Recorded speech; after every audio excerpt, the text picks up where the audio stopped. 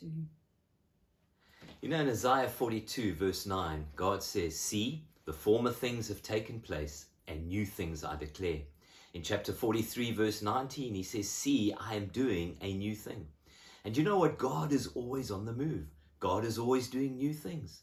And so as much as he is the same yesterday, today, and forever, his ways are new every morning. He has new things that he wants us to embrace and run with, new doors he wants us to go through, new opportunities for us to lay hold of. Which means then our Christianity cannot be same old. Well, not if we're to experience the new things that God has for us, be it individually and corporately. And you know, God has never called us to an ordinary, predictable life in him. In fact, it's the very opposite. He's called us to a life of adventure in him and for him, a life full of purpose, full of excitement, full of fulfillment. And you know, his ongoing call to each of us is to enlarge ourselves. It's for us to be willing to be stretched, to not hold back, to lengthen our cords, and to strengthen our stakes. Why? Because there are new things that he's called us to, new endeavors for us to embrace, and new doors of opportunity to walk through. And you know, the truth is God always has new wine, new things that he is wanting to pour out and release to us. But you know, if the wineskin, if the structure, if the container or the vessel isn't able or willing to accommodate that wine, well, then the wine gets wasted.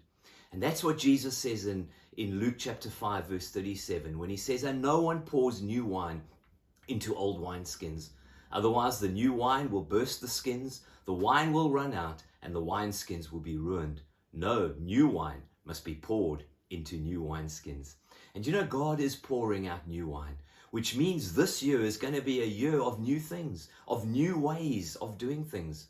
But the question is, are we willing to embrace the new?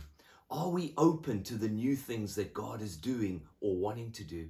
Is our wineskin, our expectations, our hopes, our visions able to accommodate what God is doing and saying? Well, if not, let me say we'll miss out on the new wine, and we'll miss out on the adventure and the journey that God has for us. You know, one thing I've learned is that change is here to stay. But the key is how we deal with change. Do we go with it and embrace what God is doing, or do we resist it? And you know, the answer to that will determine the amount of wine that God will release. You know, Jesus finishes his discourse in Luke 5 by saying, and no one after drinking old wine wants the new, for they say the old is better, or some translations say the old is good enough. I want to say, let's never settle for the old, or believe that the old is better or even good enough. Not when God has the best for us. And so let's stay adaptable, let's stay flexible, so that we can embrace and experience not just the new, but the more that God has for us. God bless you.